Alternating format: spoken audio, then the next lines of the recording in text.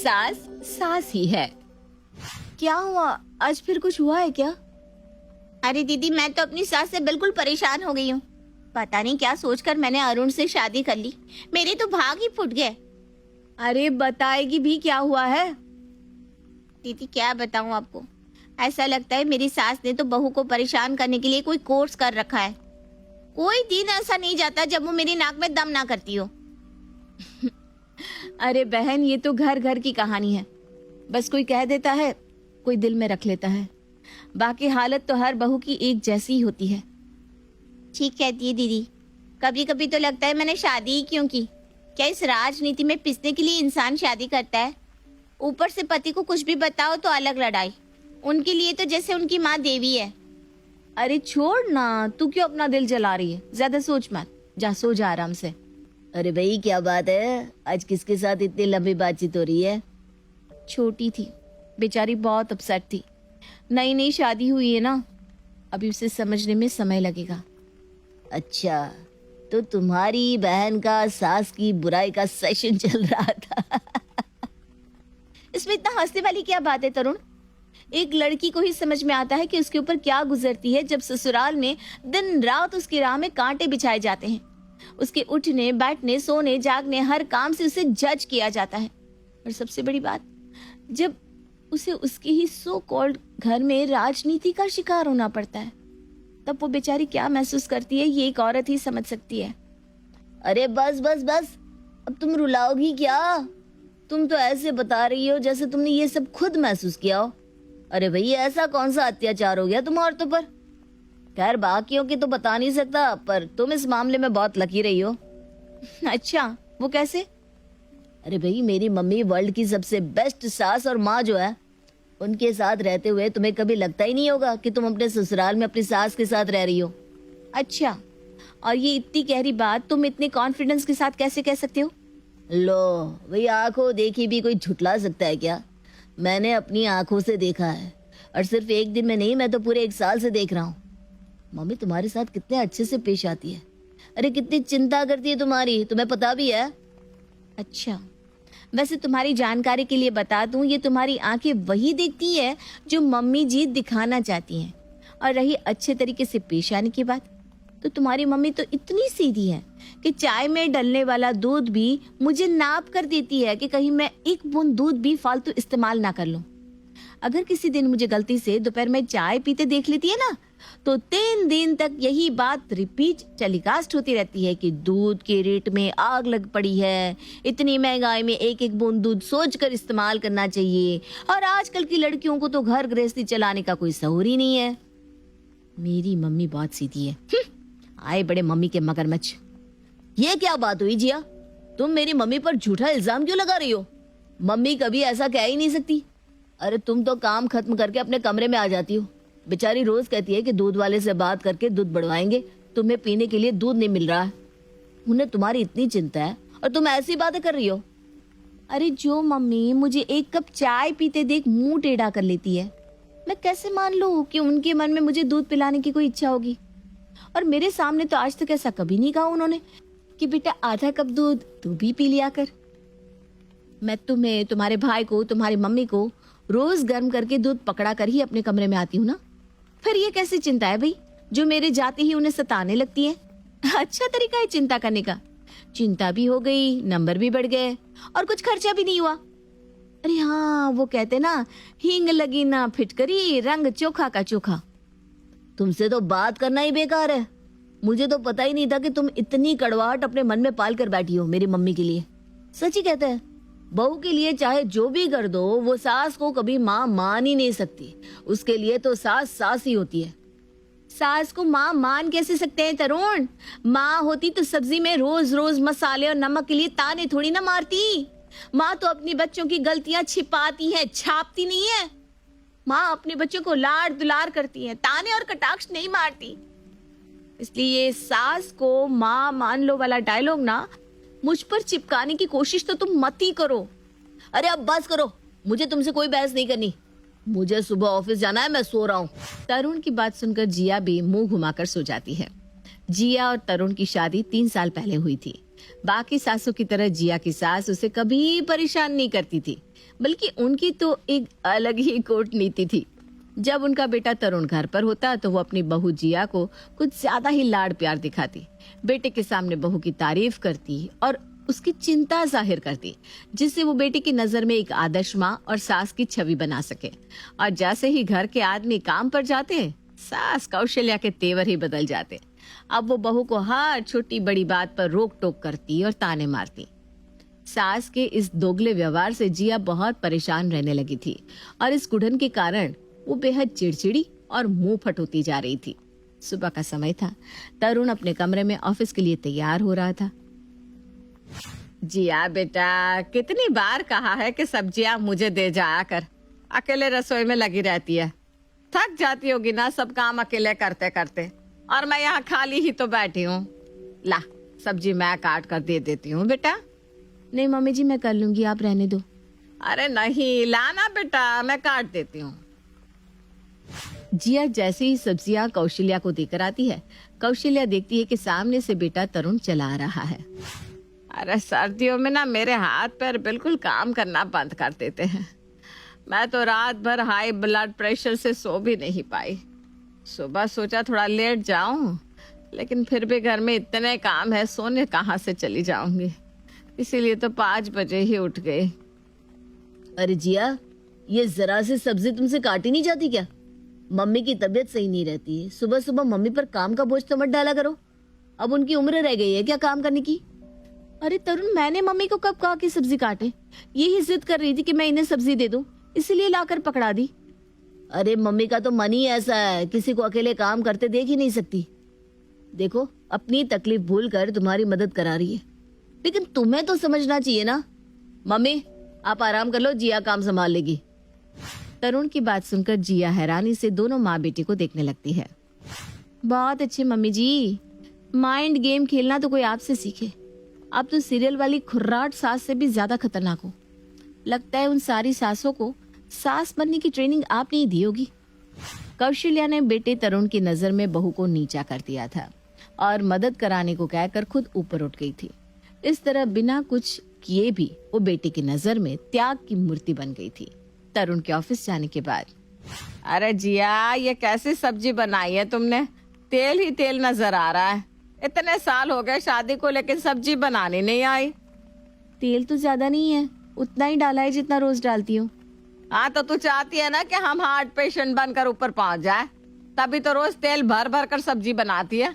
और देखो बेशर्मी, कह रही है रोज ऐसे ही बनाती है, ये नहीं कि गलती की माफी मांग ले। सास की बात सुनकर जिया चुपचाप रसोई में आकर अपना काम निपटाने लगती है। बेटे के घर से निकलते ही मम्मी जी अपने असली रूप में आ जाती है। अब उन्हें मेरे अंदर कोई अच्छी बात नजर नहीं आने वाली, और शाम को बेटे के लौटते ही ये त्याग और ममता की मूर्ति बन जाएंगी, और फिर इनकी जुबान से बातों की जगह रस टपकने लगेगा। मुझे तो ये समझ में नहीं आता कि कोई इतना डबल स्टैंडर्ड कैसे हो सकता है। शाम के समय, मम्मी जी मैं शाम को दिया जलाने जा रही हूँ, सब्जी मैंने बना दी है, अभी आकर रोटियां बना देती हूँ। हाँ बेटा, हाँ तू जा, आराम से पूजा करके आ, खाने की कोई जल्दी नहीं है, अभी तो बस 7 बजे। जिया के जाते ही कौशल्या रसोई में जाकर चाय का पानी चढ़ा देती है और सलाद काटने लगती है। तभी उसका बेटा तरुण घर पहुंचता है। अरे बेटा आ गया तू, बहुत सर्दी हो रही है, चाय पिएगा बेटा? जिया कहाँ है माँ? वो आकर बना देगी, आप बैठो आराम से। अरे नहीं बेटा, चाय तो मैं बना ही रही थी, तू पिएगा तो तेरी भी बना दूं। ठंड में रसोई में काम करने में हाथ पैर अकड़ने लगते हैं, इसलिए मैंने सोचा चाय पीते पीते काम कर लूंगी। क्यों, आज जिया ने आपको चाय बनाकर नहीं दी? और जब आपसे ठंड में काम नहीं होता तो आप रसोई में क्या कर रही है माँ? लगता है इस जिया को ठीक से समझाना पड़ेगा। रात को, जिया तुम जानती हो कि इस उम्र में मम्मी से काम नहीं होता, उनके हाथ पैर ठंड में काम नहीं करते, तो क्यों उनसे काम करवाती हो? अगर मेरी माँ की जगह तुम्हारी मम्मी होती तो भी तुम उनके साथ ऐसा ही व्यवहार करती। अरे ऐसा कौन सा व्यवहार कर दिया मैंने तुम्हारी मम्मी के साथ? मुझे भी तो पता चले। तुम समय से मम्मी को चाय तक बनाकर नहीं देती। मैं जब ऑफिस से आया तो वो सब्जी बना रही थी। पता नहीं दिन भर तुम कुछ काम करती भी हो या बस अपनी सहेलियों से बात करने में ही दिन बिता देती हो। अच्छा, खाना तुम्हारी मम्मी बना रही थी? हाँ, क्या मतलब है? उन्होंने कौन सा खाना बनाया? खाना बनाकर मैं 5 मिनट के लिए पूजा करने गई थी और उसी में इतना नाटक फैला दिया उन्होंने। हद हो गई है तरुण अब बिल्कुल। चाय मैं उन्हें 5 बजे ही पिला चुकी थी और दिन भर इतनी ठंड में मर मर कर काम मैं करती हूँ, तुम्हारी मम्मी नहीं। ये बढ़िया है, काम करें हम और सारा मुफ्त का क्रेडिट ले जाए आपकी अम्मा। पता नहीं खाली बैठे भी उनके हाथ पैर अकड़े जा रहे हैं और हम बर्फीले पानी में काम करके भी सीधे खड़े हैं। अरे जिया, तुम तो मेरी आंखों से देखे हुए को भी झुठला देती हो। पता नहीं मेरे ना रहने पर तो मम्मी के साथ कैसा बर्ताव करती होगी। और बेचारी मम्मी कभी तुम्हारी शिकायत में एक शब्द नहीं कहती। अरे शिकायत करने के लिए कुछ होना भी तो चाहिए ना तरुण। अगर अपनी आंखों पर से ये माँ के प्रेम की पट्टी खोलकर देखोगे तो सब साफ साफ नजर आना शुरू हो जाएगा। जिया और तरुण के बीच बातचीत से शुरू हुआ ये मुद्दा बहस में बदल गया था और अब उनकी आवाज कमरे से बाहर तक सुनाई दे रही थी। ये जिया और तरुण के कमरे से कैसी आवाजें आ रही है? कौशल्या तेज कदमों से चलते हुए जिया के कमरे के बाहर पहुंचती है। अब आए ना मजा। बड़ा जिया जिया करता घूमता था। मेरा तो ब्लड प्रेशर ही बढ़ा जा रहा था इनका प्यार देख देख कर। अब ठीक है। बेटे बहू में ज्यादा प्यार हो ना तो फिर घर में माँ की वैल्यू खत्म हो जाती है। और यह कल की आई लड़कियां बेबी बाबू करके अच्छे खासे लड़कों को गुलाम बना लेती हैं। कौशल्या बड़ी कूटनीति के साथ ये खेल खेल रही थी। उसे सारे दांव पेच बड़े अच्छे से खेलने आते थे और उसका चलाया हुआ हर तीर जैसे निशाने पर लग रहा था। कुछ दिन बाद देखो तो कैसे कमजोर हुई जा रही है जिया। इसे ना अपनी सेहत का बिल्कुल भी ख्याल नहीं है। बात तो आपकी सही है मम्मी, वजन काफी कम हो गया है इसका। अब देख ले, फल पड़े पड़े सड़ रहे हैं लेकिन मजाल है ये जो हाथ भी लगा दे। बेटा देख, तू ही कह दे कि खा ले इन्हें। इतने सेब केले सब रखा हुआ है घर में। अरे जिया देखो, फल रखे हुए ना, तुम काट कर खा लो ना। मम्मी कितनी चिंता कर रही है तुम्हारी। हाँ, मम्मी को तो मेरी बहुत चिंता है, इसीलिए तो ड्राई फ्रूट अपने कमरे में रखती है। कोई मिठाई या खाने का सामान आए तो वो भी उनके कमरे में ही होता है। फल जब खराब होने लगते हैं तभी बाहर दिखाई देते हैं, उससे पहले तो पता नहीं कहाँ छिपे रहते हैं। लेकिन इस घर में सच्ची बात करना सबसे बड़ा गुनाह है। अगर अभी मैंने सच बोल दिया तो दोनों माँ बेटे तिल मिलाते घूमेंगे। अब नहीं तरुण, मेरा मन नहीं है खाने का। वैसे भी मुझे काफी सारा काम करना है। मम्मी को चिंता शायद मेरी नहीं फलों की हो रही है। अगर खत्म नहीं हुए तो कहीं खराब ना हो जाए। तुम तो खाली ही बैठे हो, खा लो, उनकी चिंता दूर हो जाएगी। जिया ये तो मेरी मम्मी है जो तुम्हारे जैसी नक चढ़ी लड़की के साथ इतने प्यार से पेश आती है, वरना तुम जानती भी हो कि सास कैसी होती है। तरुण और जिया के बीच तकरार हर गुजरते दिन के साथ बढ़ती जा रही थी। एक दिन दोपहर में जिया गर्म पानी देने के लिए सास के कमरे में पहुंचती है तो उन्हें अपनी सहेली से बात करते हुए पाती है। अरे चमेली, बड़ी तेज तर्रार है मेरी बहू। इतनी आसानी से काबू में आने वाली नहीं थी, लेकिन मैं भी ना बहुत टेढ़ी चीज हूँ। ये तो मेरे बारे में ही बात कर रही हैं। क्या करूं? आइडिया, आज इनकी कॉल रिकॉर्ड करके इनके सुपुत्र को सुना देती हूँ, उन्हें भी तो पता चले माता जी क्या खेल खेल रही हैं। जिया चुपचाप एक कोने में खड़े होकर सास की सारी बातें रिकॉर्ड कर लेती है।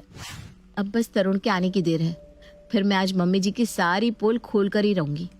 बड़ा मजा ले लेकर अपनी सारी करतूतें अपनी सहेली को बता रही थी ना। आज तो आप फंस गई मम्मी जी। शाम को जिया तरुण के ऑफिस से लौटने पर उसे चाय नाश्ता दे रही थी कि तभी तरुण का फोन बजने लगता है। फोन में मीरा का नाम देखकर जिया फोन उठाती है। हाँ मीरा, क्या हुआ? अरे दीदी, आप फोन नहीं उठा रही थी इसलिए मैंने जीजू को लगा दिया। अरे हाँ, वो फोन ना कमरे में लाना भूल गई। आज ना बहुत मजा आने वाला है। मैंने मम्मी जी की सारी बातें रिकॉर्ड कर ली है। अब देखती हूँ अपने बचाव में कौन सी नई कहानी बनाएंगी वो। अरे बहुत चालाक बनती है ना, आज उनकी सारी चालाकी निकलने वाली है। अपनी बहन से कुछ देर तक बातें करने के बाद जिया फोन रख देती है। रात के समय, आज तुम्हें कुछ दिखाना है जिससे तुम्हें पता चल जाएगा कि मम्मी जी क्या है और कैसी हैं। जिया अपने मोबाइल में वो रिकॉर्डिंग ढूंढने लगती है। ध्यान से सुनो। बहुत चालाक समझती है ना मम्मी जी अपने आप को। मैंने भी उनकी अकल ठिकाने ना लगा दी तो कहना। बस तुम देखती जाओ आगे आगे होता है क्या। ये सुनाने के लिए इतनी बेचैन हुई जा रही थी तुम? अपनी बहन से मेरी माँ की बुराई करती हो तुम? ये कैसे हो सकता है? मेरे फोन से रिकॉर्डिंग कहाँ गई और ये कैसे आ गई मेरे फोन में? बिल्कुल वैसे ही जैसे तुमने मम्मी की कॉल रिकॉर्ड की। अरे क्या साबित करना है तुम्हें? एक तो तुम छिप छिप कर मेरी माँ की बातें सुन रही थी, ऊपर से यहाँ तमाशा करना चाह रही हो। जिया समझ गई थी कि ये रिकॉर्डिंग डिलीट करने वाला कोई और नहीं बल्कि उसका पति तरुण ही है। कुछ दिन बाद, अरे बेटा बहू उठी नहीं क्या अभी तक? हाँ मम्मी, उसकी तबीयत थोड़ी ठीक नहीं है, उसे दवा खिलाने जा रहा हूँ, तबीयत सही हो जाएगी तब आकर काम कर लेगी। अच्छा जा बेटा, तो उसे दवाई खिलाकर सुला दे, काम मैं कर लूंगी, उसे आने की कोई जरूरत नहीं है। अच्छा, अभी तो आप इतना प्यार बरसा रही है मम्मी, पर मेरे घर से निकलते ही उसे बातें सुनाएंगी ना। ठीक कहा ना मैंने? मम्मी, आपने सच में अच्छा नहीं किया जिया के साथ। आखिर क्या मिला आपको ऐसा करके? मैंने पूरी रिकॉर्डिंग सुन ली है, आप जो अपनी सहेली को अपनी बहादुरी के किस्से सुना रही थी। अब तुझे सब पता चल गया था तो जताया क्यों नहीं? बहू को झूठा क्यों साबित किया? क्योंकि मैं अपनी माँ को बहू की नजर में बेइज्जत होते नहीं देखना चाहता था। माँ माँ होती है, उसे मैं कैसे झूठा साबित कर देता। और माँ, ये भी आपकी बहू ने ही सीखा है, वो चाहे लाख आपसे मन मुटाव रखे लेकिन आपका अपमान कभी नहीं करती। मुझे माफ कर दे बेटा, मैं भी अब दिखावा नहीं, सच्चा वाला प्यार करके अपनी बहू को बेटी बनाकर रहूंगी।